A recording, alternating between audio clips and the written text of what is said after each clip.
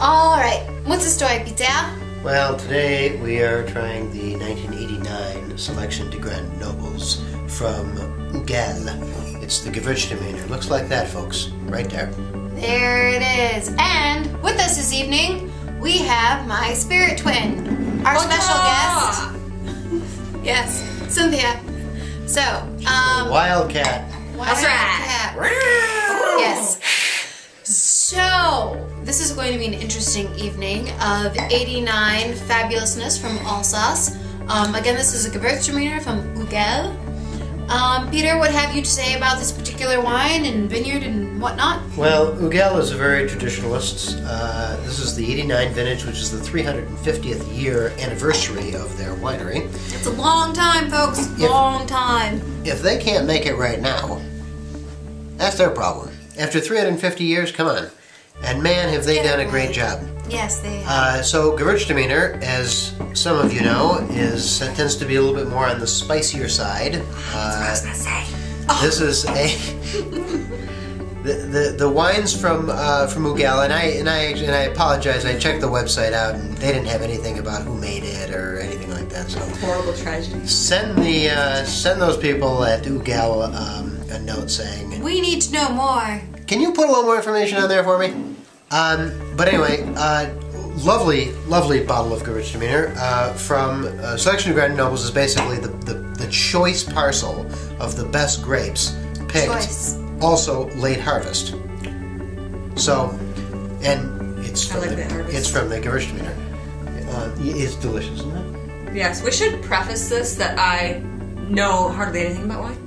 That's fine. Which gives a very honest opinion for those out there that don't try wine. Well, it doesn't matter. Are starting to get interested. Yeah, but it doesn't matter. I mean, it doesn't matter if you know a ton about wine or you know just a small amount. It's just... So getting right into what it is that we think about the wine, whether we're very experienced, Peter, or very not, Cynthia, and kind of me in between, Allie. Cynthia, what do you get on the nose when you smell it? And there's no wrong answer here. There's no wrong answer. I at first thought grapes. But that's the obvious answer. So, I take a second smell, and I have a little bit of cotton candy for me. Ah. There is a little bit of that cotton candy, a little bit of residual sugar that she's picking up there. Peter, what do you get on the nose? You have to come into the shot. We're squeezing you out. Are you? You've been doing that. Girls' night. Yeah, I'm only girl on the weekend. Oh, wow. Wow. TMA. TMI. What's TMA? I don't know. I mean, you should have another drink. That's right. Okay, what do you get on the nose, Peter? I can't handle these women. Anyway, I get a little bit of that sort of sweetness on it. I get a little marmalade. I was gonna say I get some sort of like a maple syrup note on it. Yeah, you get almost like a like you should be putting on your pancakes. Yeah, like a reduced maple syrup sort of kind of. Yeah. So belongs on pancakes on the nose. Very nice. But for being a sweet wine, this does not come across as super sweet. I mean, this is not at all a dessert wine. I don't think. No, we paired it very well with Peter. Rather paired it very well with lemon fettuccine and some shrimp with some sun-dried tomatoes. Delicious. That was just a little, because I knew there's going to be some sweetness in it, so just a little touch of cayenne as well in there. A little saffron to and a little saffron, give it some which is sass. always lovely. It was lovely. Indeed, it was. Right, Okay, what do you got? on the palate. On the palate. All right.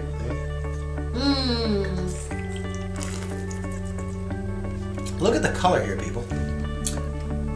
Yeah. Beautiful color. This is 89, so over 20 years old now. Now, for me on the palate, because I'm not a person who gets a whole lot of this flavor or that flavor, but just the texture of it, it's very viscous on the finish. It seems very consistent the whole way through.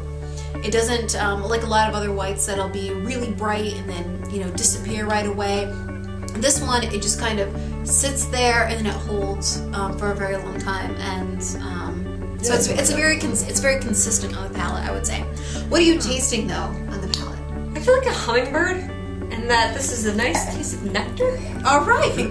But then the aftertaste, I will say, is a little spicy. I say it starts nectary and ends out spicy. I get that. Yeah. I get the spicy in the finish. You get more earth on the finish, It more earth and more spice and more. So the fruit kind of dissipates into something that's a little more serious. And for an 89, I mean, perhaps it should be. It's a really great bottle. Yeah, it's very. But you know, it's so balanced. I mean, it's not one thing over another. I mean, it's just a beautiful wine. Yeah, you almost get a little cantaloupe. You get that little like honeydew. Oh yeah. A little bit of melon. A little bit of melon rind. Yeah. I mean, just a little bit with like a touch of honey in there. Yeah, and like honey for sure. Just very interesting. It's entirely tasty. Oh, I like it. I like it very much. Very nice. Very nice. I'll take the bottle if you don't want. And also, notice that with aged wines, especially even white wines, people are not used to it, but it will throw a sediment of tartrates.